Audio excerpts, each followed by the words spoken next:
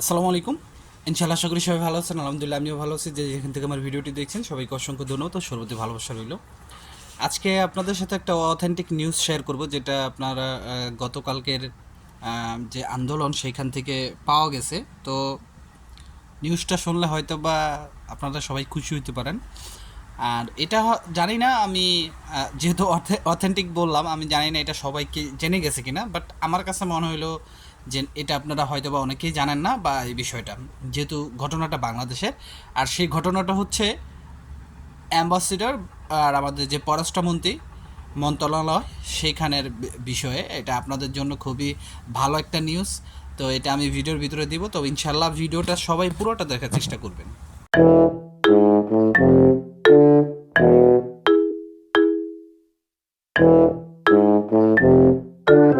তো সব কিছুর জন্য আলহামদুলিল্লাহ। আপনারা গত 23 তারিখে যে আন্দোলন বা কর্মসূচিটা করছেন, সেটা কতটুক সফল হলো বা আপনার এটার এটার কারণে কতটুক আপনাদের ভালো হলো, এটা হচ্ছে সময় বলে দিবে। তো আসলে আমি খুব ভালো একটা জানি না, আমার কাছে একটা ভয়েস ক্লিপ আছে, দুইটা ভয়েস ক্লিপ আছে। আসলে এটা কতটুক সত্য এটা হয়তো বা আপনারাই আমার চাইতে ভালো জানবেন, কিন্তু আমার আমার কাজ হচ্ছে আপনাদেরকে ইনফরমেশন দেওয়া, অথেন্টিক কিছু ইনফরমেশন, যে ইনফরমেশনটা আমার কাছে আছে।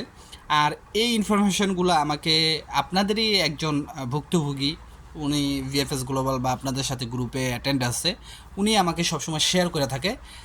ওনাকে আমি পার্সোনালি ধন্যবাদ দিতে চাই। তো কথা বাড়াবো না, আপনারা যদি ভয়েসটা শোনেন হয়তোবা আপনারা বুঝতে পারবেন বা আপনাদের জন্য সামনে কতটুকু সুখবর মানে আসতেছে।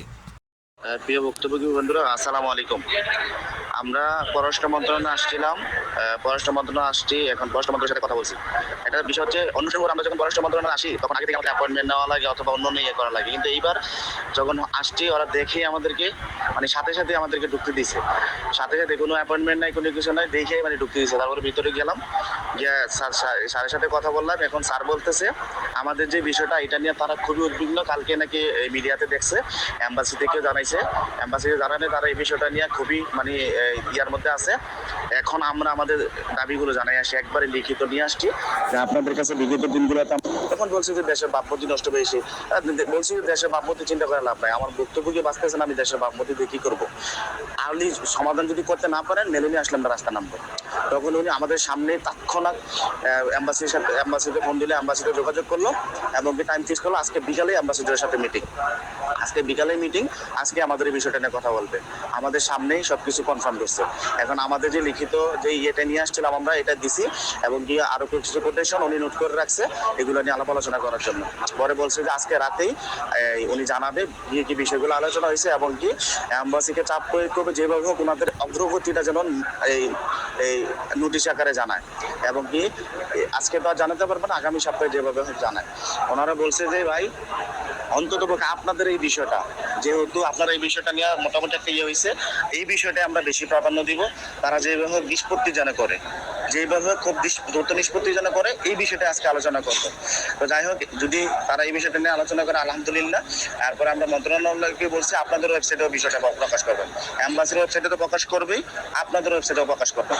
তারা বলছে ঠিক আছে, আমাদের ওয়েবসাইটে তো কিছু। আর আরেকটা বিষয় হচ্ছে, গতকালকে আপনারা জানেন যে ডিসি ডিপ্লোমেটিক আমাদেরকে আশ্বাস দিয়েছিল যে অ্যাম্বাসিডরের সাথে উনি যেভাবে মিটিং করবে। তো উনি গতকালকে রাতে অ্যাম্বাসিডরের সাথে অ্যাম্বাসিডর বাসায় গেছিল, অ্যাম্বাসিডরের সাথে কথা বলছে। এখন অ্যাম্বাসিডর বলছে যে এই বিষয়টা নিয়ে ওনারা খুবই টেনশনে আছে, যে মেলুনি সরকার যদি আসে আর এই বিষয়টা যদি ওইভাবে হয় তাহলে ওনাদের উপরে অনেক ধরনের আসবে, চাপ আসবে। তো ওনারা অনেক চাপে আছে, ওনারা এই বিষয়টা নিয়ে খুব কিভাবে সমাধান করা যায় খুব দ্রুত কাজ করতেছে। আর ওনারা শঙ্কায় আছে যে বাঙালিরা নিয়ে মেলুনি সরকার আসলে রাস্তায় নামে। ঠিক আছে, এই বিষয়টা নিয়ে উনি কথা বলছে। আর ডিসি ডিপ্লোমেটিক আছে, উনি বলছে যে আপনারা এটা যেভাবে হোক এটা নিষ্পত্তি করেন। আমার যে বক্তব্যগুলো আছে তারা চায় এটা নিষ্পত্তি, উনি এভাবে বলে আসছে।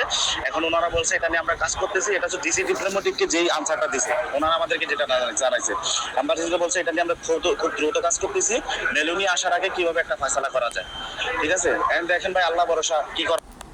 তো আপনারা ভয়েসটা হয়তো বা শুনছেন, পুরোটা ভয়েসই শুনছেন। এখানে কিন্তু বলতেছিল যে আজকে রাতে, আজকে রাতে হচ্ছে মানে আজকেই আপনার পররাষ্ট্র মন্ত্রণালয় থেকে আপনাদের যে ইতালি অ্যাম্বাসিডর আছে তার সাথে আপনার এই বিষয়ে বৈঠক করবে। আমার মনে হয় না যে এটা কোনো নতুন বৈঠক, এই নিয়ে অনেক বৈঠক হয়ে গেছে। আপনার সরাসরি ডাক্তার ইউনূস প্রধান উপদেষ্টা তিনিও করছে, তো যখন করছে তখন হয়তো বা অন্য কোনো কারণে বৈঠক হয়েছে, বাট এই বিষয়ে কিন্তু ওই বৈঠকে উঠে আসছে। তো এখানে লাস্টে একটা বিষয় তারা বলছে যে অনেক মানে সমস্যার ভিতরে আছে তারা, যে মেলোনি সরকার আসলে তাদের উপরে একটা চাপ প্রয়োগ করবে। আসলে মেলোনি সরকারকে এই বিষয়টা জানে না। আমরা তো ইটালিতে আছি, আমরা তো জানি যে এখানের কি পরিস্থিতি। এখানে পেরপুত্তরাগুলা যে এত প্রবলেম করতেছে, বা পেরপুত্তরাগুলাতে যে মালিক প্রতিনিয়তই যাচ্ছে বা পেক পাঠানো হচ্ছে, এগুলা কিন্তু গভর্নমেন্ট জানে, হয়তো বা সরকারের কান পর্যন্ত নাও যেতে পারে এনি হাউ কোনোভাবে।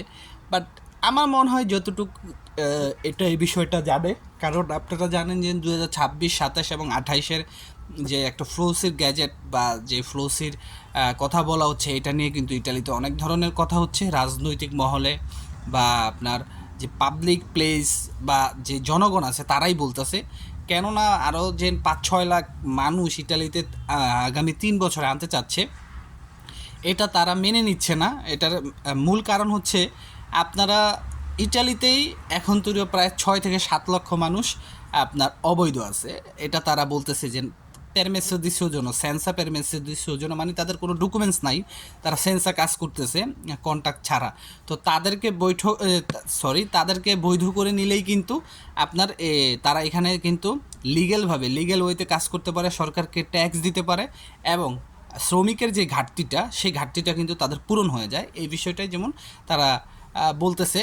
কারণ আপনি এখন অলরেডি অবৈধ আছে 6 থেকে 7 লাখ। আপনি যদি আবার মনে করেন এগ্রিকালচার, ট্যুরিস্ট সেক্টরে, আবার স্পন্সারে, ডোমেস্টিকে এখানে আনেন, দেখা গেল যদি আপনি আরও 5 লাখ আনেন, সেখানের মধ্যে 4 লাখই কাগজ, মনে করেন কাগজ পাইব না, ঠিক আছে, শুধু 1 লাখ কাগজ পাবে। ফর এক্সাম্পল আমি আপনাদের বুঝালাম, তো এই কারণে বলা হয়েছে।